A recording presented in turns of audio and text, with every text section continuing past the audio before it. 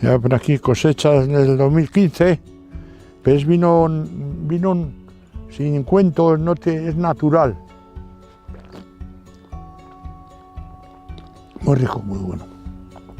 Estamos aquí en Viñagardel, al pie de la bodega, porque así se corta la uva y en 10 minutos la tienes en la bodega ya.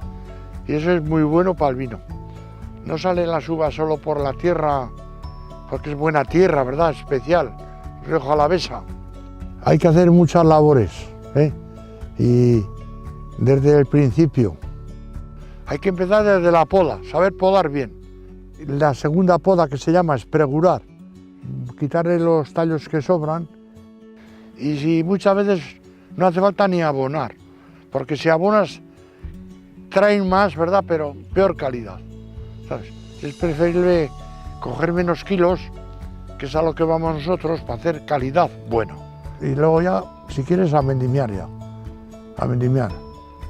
Pues mira, este vino es un vino que es vino de año, que se hace vino de año, que vino de cosechero, que le llamamos, que es muy rico y se hace con fermentación controlada. Y se hace, en 8 días se sale este vino ya. Se convierte el azúcar en alcohol. Luego lo dejamos reposar 6 meses en barrica, así que es un término medio entre el vino de año y el de crianza. Que para mí está muy rico, que es lo principal, que sean buenas uvas y hacerlo con alegría, con limpieza, y entonces tiene todo y no hace falta nada más.